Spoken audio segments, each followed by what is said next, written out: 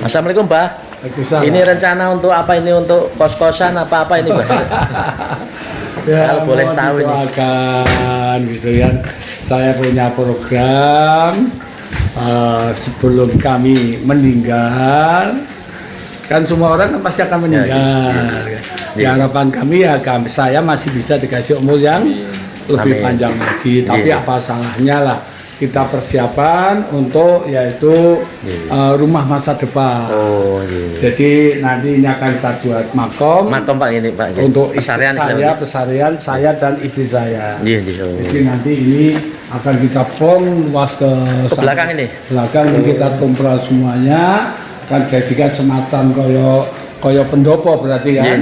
Koyo pendopo nanti makom saya insya Allah nanti di situ bersama istri saya. Ya di situ ya. Gitu lah. Mungkin orang bertanya kenapa kok bikin makom di sini Pak Yahya gitu kan ya. Nah kebetulan saya kan juga mendirikan masjid di sini juga. Juga mendirikan pondok pesantren di sini juga. Jadi harapan kami kalau saya dimakomkan di sini suatu saat kami meninggal bersama istri. Paling tidak kan santriwan-santriwati saya setiap Jumat kan bisa kirim doa di sini dan nanti akan diagendakan oleh ustadz-ustadznya termasuk ini Mas Gus Adi. Mungkin rutin Pak ya ke depannya ya. Rutin nanti setiap hari Jumat itu seharusnya santriwan-santriwati semuanya masuk ke makom saya nanti memberikan doa dan setelah tahlilan, yasinan dan sebagainya, Al-Quranan dan sebagainya. Ada haulnya mungkin ya? Insya Allah nanti akan ada program besarnya.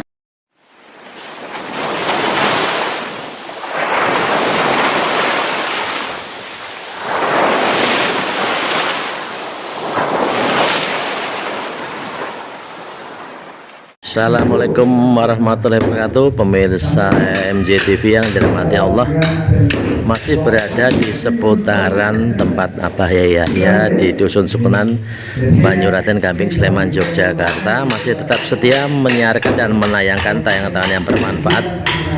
Di depan saya ini adalah rencana dari Pak Yai Yahya untuk membuat makam pasarian pribadinya di samping rumahnya ini yang persisnya di depan pondok pesantren. Kalau di belakang ini berarti depan pondok pesantren, di belakang dalamnya samping rumahnya, dan juga di sebelah sananya masjidnya ya.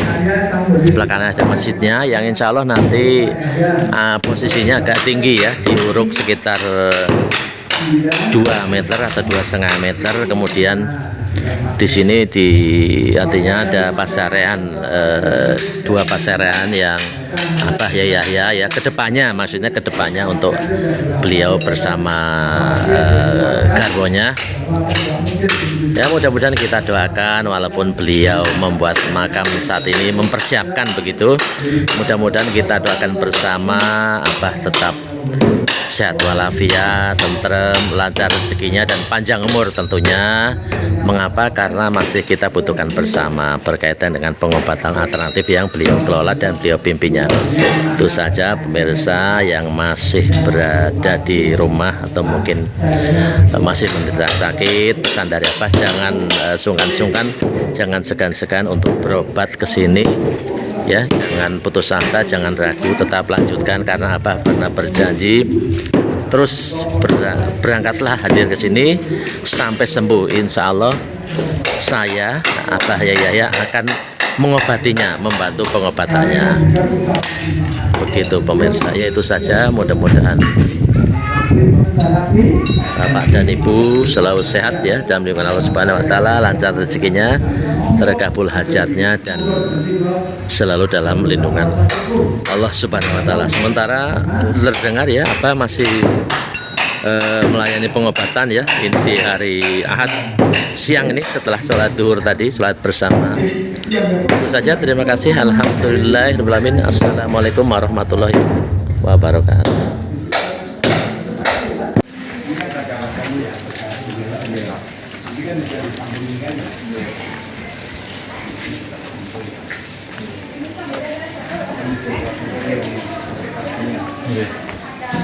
Assalamualaikum Pak. Ini rencana untuk apa ini, untuk kos-kosan apa ini Pak? Ya, kalau boleh tahu ini. Doakan gitu ya. Saya punya program sebelum kami meninggal, kan semua orang kan pasti akan meninggal.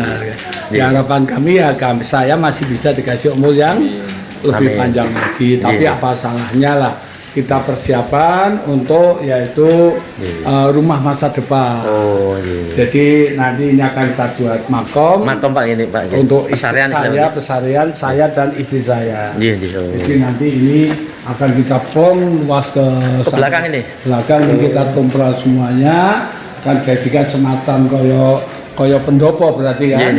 Koyo pendopo nanti makom saya insya Allah nanti di situ bersama istri saya. Ya di situ ya. Gitulah.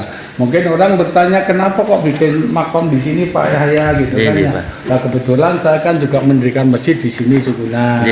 Juga mendirikan pondok pesantren di sini juga. Jadi harapan kami kalau saya dimakomkan di sini suatu saat kami meninggal bersama istri, paling tidak kan santriwati saja setiap Jumat kan bisa kirim doa di sini dan nanti akan diagendakan oleh ustadz-ustadznya termasuk ini Mas Gus Adi. Mungkin rutin Pak ya ke depannya ya. Rutin nanti setiap hari Jumat itu istilahnya santriwati semuanya masuk ke makam saya nanti memberikan doa dan tahlilan, yasinan dan sebagainya, Al-Qur'anan dan sebagainya. Ada haulnya mungkin ya? Insya Allah nanti akan ada program besar. Nah, nanti ini masih awal nanti jadi masih kelihatan jelek.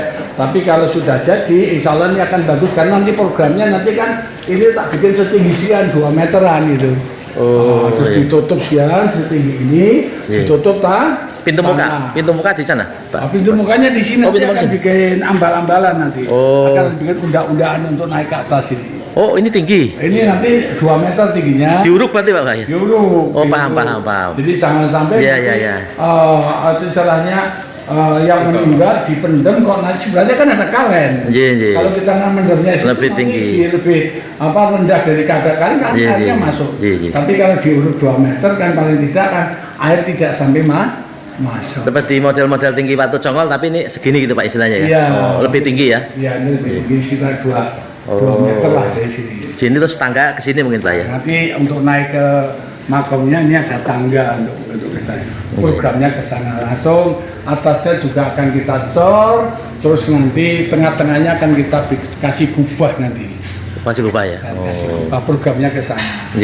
Curug. Jadi nanti gambarnya gambar perjalanan. Yang mohon didoakan. Kita doakan nanti. Walaupun kami sudah membangun rumah masa depan untuk persiapan makam saya, tapi saya tetap mohon didoakan semoga sehat, tetap dikasih sehat. Amin. Dikasih umur yang panjang. Ilmu yang manfaat. Karena kan insya Allah saya masih dibutuhkan. Saya menyadari, saya merasa pasti terutama dibutuhkan sama istri saya masih cantik kok. Amin. Barakallah. Sama anak-anak saya dan masih dibutuhkan oleh pasien-pasien kami dan santriwan-santriwati kami. Semoga saya tetap dikasih umur yang panjang. Amin. Saya demikian Mas Fajar. Assalamualaikum warahmatullahi wabarakatuh. Waalaikumsalam warahmatullahi wabarakatuh. Masya Allah. Amin. Allahumma amin. Jadi Bapak diuji jam 6 sudah datang tapi nunggu sampai pengobatan dimulai tapi tetap ikhlas lahir batin. Jadi pertama harus mantap, yakin dan percaya. Yang kedua harus telaten karena penyakit itu datangnya secara tiba-tiba tapi perginya pelan. Yang ketiga harus sabar. Jadi kalau sudah mantap jadi pasien Pak Yahya, kalau belum sembuh tetap harus sabar, jangan berputus asa. Kalau sudah mantap sekali melangkah tetap harus melangkah sampai betul-betul berhasil sembuh. Dan Pak Yahya akan berusaha semaksimal mungkin.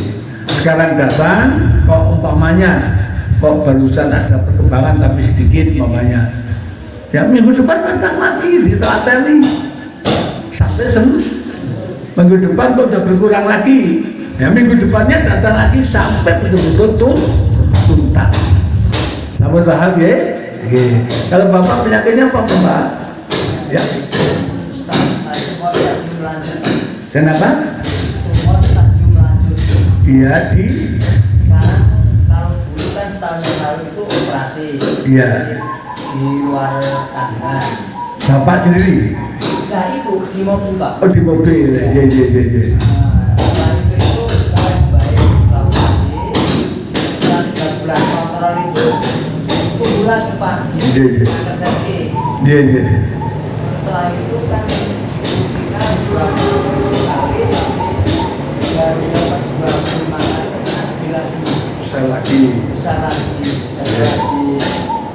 setelah di istisnya itu ada penyakit saya lagi di lemak sini sama tulang itu biasa. Setelah itu dianjurkan kemo. Kemo itu ada 2 kali kemo Pak. Kemo Avastin sama kemo yang sudah biasa pakai di situ. Selama 6 kali selesai ini perutnya gila nih Pak. Besar lagi. Ini baru saya masuk masa kira-kira 9 bulan lalu. Keluar dari kamar itu pertama ke sana 1 hari diambil saya itu kan 5 liter setengah. Berapa? 5 liter setengah Pak. 5 liter banyak ya? Banyak sekali. Iya. Setelah itu dilakukan CT scan lagi.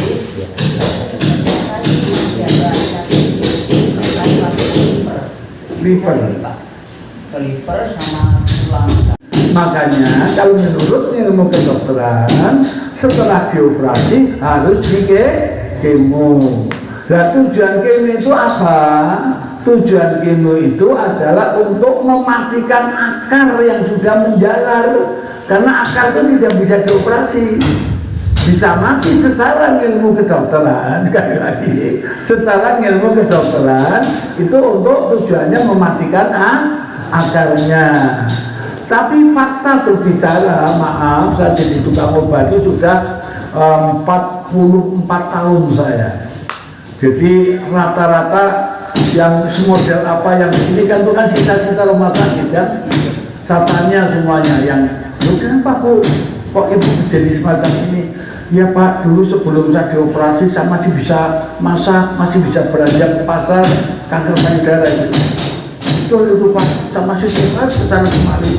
Gara-gara dioperasi saya manut Pak, yang memang diambil hilang, payudaranya udah diambil dari tubuhnya, berarti sudah hilang, ini udah kempes. Tapi akar yang sudah menjalar kan di kemo Pak. Setelah di kemo rambut saya rontok Bapak. Setelah rambutnya rontok karena sarafnya mungkin nggak kuat, yang tadinya itu kita masih bisa lari ke sana lari ke, lama-lama menjadi loyo, menjadi lemes, seperti nggak ada tenaganya. Akhirnya kita tiba-tiba tumbuh lagi Pak, sudah di kemo aja masih tumbuh lagi, apalagi tidak di kemo, sudah di kemo sampai tumbuh lagi. Dokter mengatakan dioperasi lagi sama Pak, operasi lagi untuk yang kesekian kalinya. Setelah pulang operasi berapa hari kemudian disuruh kemo lagi, disinar lagi. Karena di kemo dan disinar itu juga hubungannya dengan ketahanan tubuh. Kalau sarafnya itu nggak kuat, itu orang mesti organ tubuhnya menjadi lemah. Yang tadinya berdiri bisa tegak, wajahnya itu masih sumringah, gara-gara disinar atau di kemo menjadi layu. Semakin layu semakin nggak ada tenaganya, yang tadi bisa berlari, bisa jalan ke sana kemari, akhirnya apa, berdiri pun tidak bisa. Setelah tidak bisa berdiri, sudah nggak jalan, digotong ke sini. Itu banyak sekali, sudah sampai habis 2 miliar. Karena orang itu yang cerita dengan saya, ada kemo yang harganya 1 botol yang dimasukkan bukan kemo yang ulang. Kalau kemo yang ulang kan ada yang 1 botol hanya 3 juta, ya di bawah 5 juta lah. Itu yang langsung 1 jam dimasukkan lewat infus langsung habis kan, 2 jam kan bisa. Tapi kalau yang kemo yang harganya mahal itu sekitar kurang lebih, kalau dulu 23 juta 1 botol. Kenapa? Betul kan? Iya, jadi apa yang saya ceritakan betul ya Pak ya? Ada yang 23 juta itu dimasukkan 10 dokter pilihan menangani si dosen itu. Itu hasil rapaten Pak. Surakarta tapi dinas di Jakarta. Nah, terus berhubung sudah dioperasi di Jakarta dengan ditangani 10 dokter pilihan yang ternyata belum berhasil, akhirnya diputuskan dirujuk ke Singapura ya, di Singapura. Waktu berangkat ke Singapura masih bisa ngomong, masih bisa enak, bisa dan sebagainya. Setelah di sana dioperasi untuk yang kedua kalinya, tak mungkin, entah itu kesalahan operasi, entah bagaimana nggak tahu, sudah dikemo dan sebagainya, ternyata gagal, membuat orang itu secara fisik kelihatannya masih nggak ada masalah, tapi dia sudah tidak bisa merespon. Bu, namanya siapa? Waktu di tempat saya itu kan digotong pakai kasurnya, dibawa ke Sambiroto. Mungkin kalau pasien lama yang pernah ikut di Sambiroto tahu itu, digotong dengan kasurnya dari mobil dibawa ke tempat dekat saya praktek, di sebelah saya malah tuh tertidur. Tak satanya, Bu, turun sewu, Ibu namanya pun sinten, boten kemutan Bu. Namanya siapa sudah nggak ingat. Ibu dinas di mana, kerja di mana sudah nggak ingat. Nama ibu, namanya aja nggak tahu. Anaknya berapa nggak ingat, suaminya nggak ingat. Itu betul-betul dosen dari sana. Tapi suaminya, keluarganya itu kuat sekali, yakin bahwa ikut pengobatan saja Allah akan berikan kesembuhan. Jadi kekuatan keyakinan itu ditanamkan di dalam itu luar biasa. Sembuh ya Pak, harus bertanya. Datang berapa kali Pak? 3 kali datang, langsung sudah bisa ngomong, sudah ingat kepada namanya sendiri, ingat kepada nama suami dan sebagainya. Terus, tapi dia praktek. Kalau dulu pengobatan di Sambiroto tiap hari Pak. Jadi tutupnya hari Jumat, kalau Jumat libur, karena kalau Jumat saya pulang ke Wonosobo, tapi di luar hari Jumat itu pengobatan tetap setiap hari jam 1 sampai jam 5 sore, setiap hari begitu. Jadi dosen itu setiap hari datang, karena dia betul-betul kepengen sembuh. Nah, sehingga cerita kalau nggak salah kita tangani nggak sampai 1 bulan Pak, yang 3 kali datang sudah bisa merespon, saya ngomong namanya siapa sudah bisa jawab pelan-pelan, tapi 10 hari ke atas sudah mulai agak lancar, terusan 20 hari ke atas sudah ingat kepada anaknya berapa, kerja di mana dan sebagainya, ingat sebagainya. Nah, terusan 1 bulan kemudian pun sakit tenggam, pun sakit ngadeg, pun sakit paman. Lajeng kalau ajak tenggujat ditunjuk memberikan kesaksian tenggujat dipiriin ya kepada Allah. Allah itu nurunkan penyakit, pasti juga nurunkan obat itu. Sabar paham ya?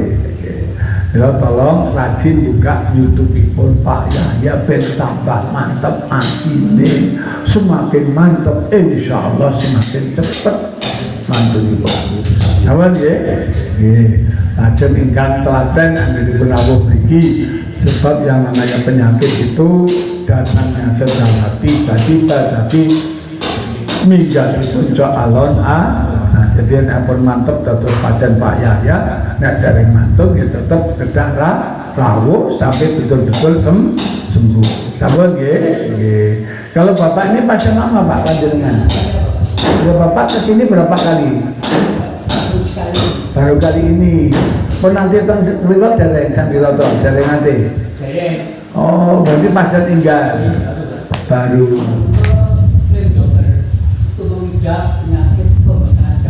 pembekaan jantung.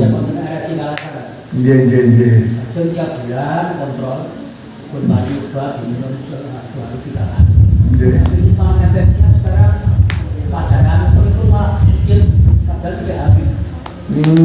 Itu sedikit ini. Padahal pun malah tambah ageng. Mungkin kalau saat ini terus terang boten turun, tayang melih teng TVRI sebarangipun kontrakipun kula stop. Teng TV nggih sampun boten, teng Jogja TV atau berulang kali petugas Jogja TV mriki Pak monggo tayang melih teng Jogja TV nggih sementara kula boten turun. Jadi wis sampeyan ketutulan berjalan lewat YouTube saja. Nah, lewat YouTube kan terbatas ya boten.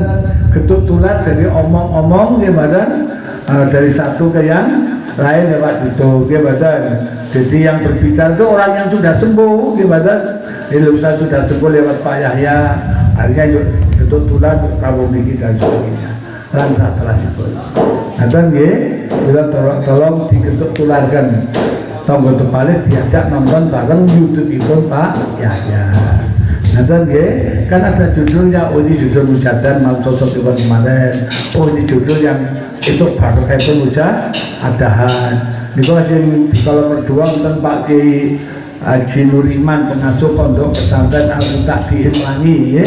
Ini kok walaupun boten saged ngomong, boten saged ngadeg, boten saged gerak, obat mau boten saged teng mobil, kalau parah nih teng mobil itu setiap begini. Alhamdulillah, itu berarti tahun 2006, stroke total itu. Jadi stroke kan ada stroke separuh gimana? Orang sing stroke total itu Pak Kiai Haji mana? Stroke itu stroke total. Jadi awak sekujur pun berdasarkan obat, tangan berdasarkan obat, sikil berdasarkan obat, niki lisan pun berdasarkan obat. Tapi tetap pikantuk kemiran pun Sari mantun 100%. Kalau ini pas mujadan malam sosial. Kalau dulu penyakitnya apa dengan dulu? Dulu nephrotic syndrome, ginjal bocor. Ginjal bocor. Ya. Tahun berapa jadi pasien Pak Yahya? 2013. Berarti udah 10 tahun yang lalu. Bisa. Dulu ngikut pengobatan berapa kali? 3 kali langsung proteinnya negatif, sudah nggak positif lagi. Sudah nggak bocor lagi. Sudah nggak bocor. Tadinya setiap hari minum obat dokter dong? Iya, jadi saya minum obat dokter, terus 3 jam saya minum jamu yang Pak Yahya. Prosesnya karena kalau yang penyakitnya itu agak berat, memang saya sarankan kalau punya obat dokter, monggo tetap diminum 2 atau 3 jam kemudian yang dari Pak Yahya minum, jadi jangan diminum bersama, takut benturan. Dan ya minimal ya 2 atau 3 jam harusan dari Pak Yahya. Dari Pak Yahya dulu boleh, dari dokter dulu juga boleh. Dulu mengonsumsi obat dokter berapa tahun Mas? Sejak 2009 sampai 2015 ya. Jadi setelah jadi pasien Pak Yahya, yuk singkat cerita itu ginjal yang bocor sembuh atau tambah parah? Obatnya dokter makin lama dikurangi, berkurang sampai berhenti obat dokter. Tapi jamu saya teruskan. Jadi kan dari Pak Yahya. Ya dari Pak Yahya. Jadi yang sering dapat banyak itu kan jamu yang biangnya yang kertas itu dulu itu sekali datang dapat 3, sekali datang 3. Lalu saya datang tiap hari ngumpul banyak. Nah, itu sampai sekarang masih saya konsumsi. Iya. Berarti sekarang sudah tanpa obat dokter, ginjalnya sudah bisa sembuh. Alhamdulillah, bocor juga sembuh. Ini juga yang disebut keajaiban dari Allah. Jadi banyak sekali keajaiban Allah. Ini saya senang. Ini juga sebagai pemuda Ansor, juga seorang guru, malah untuk bangkai pun piantun kata lajeng saat ini malah jadi pengusaha. Jadi ya guru ya pengusaha. Alhamdulillah. Kalau badannya sekarang gemuk, kalau dulu nggak segemuk ini dulu. Dulu ketika mengkonsumsi obat dokter, gemuknya gemuk efek obat dokter, tapi hanya gemuk pipinya, badannya kecil. Setelah itu berangsur-angsur obat dokter dikurangi, normal. Nah, iya. Gemuknya gemuk asli. Tepuk tangan buat Mas Fajar ya, Mas Fajar. Ini pasien tahun 2013, jenazah wonten di sekolah mana? SMK 5. Ya. Alhamdulillah. Dan ini banyak dapat ilmu juga dari Pak Yahya karena rajin mendengarkan ceramah-ceramah Pak Yahya gitu kan ya. Jadi pasien kami itu untungnya banyak Pak ya.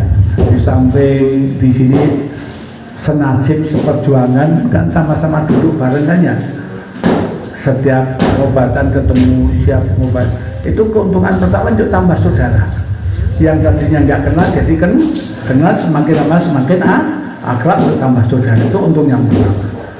Terus yang kedua asal sungguh-sungguh, insya Allah untuk yang kedua, untuk yang pertama kesungguhan, untuk yang pertama bisa cepat-cepat asal mantap, yang kedua tambah saudara, yang ketiga tambah ilmu diajak bersedekah.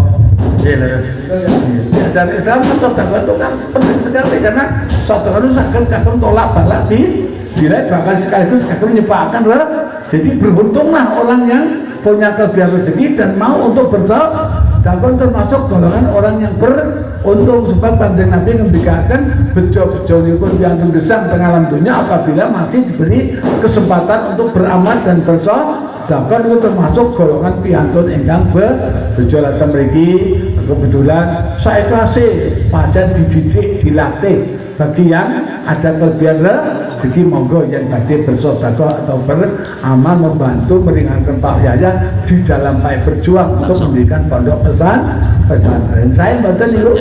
Nah, ini dicatatkan juga oleh Mas ini karena Mas ini juga pernah memberikan kesaksian di Jogja TV juga ya, juga cerita tentang sedekah jadi kalau kelingan Pak dia dikasih ilmu untuk diajak bersedekah dan sebagainya. Paten tahun 2013 sampai sekarang tetap jadi keluarga besar Pak Yahya, entah itu 8 hari sekali tasik kerso nilai Pak Yahya tasik kerso bergabung dengan mujahadah, tapi kalau malam sosok luar ini tak lirik kok boten rapuh. Yes. Nama dia nonton gerak yang cukup gerak. Jadi karena orang tua sakit berhalangan sehingga terpaksa tidak ada. Jadi kalau pasien yang sudah telat dan nggak datang sekali mau konangan kali itu.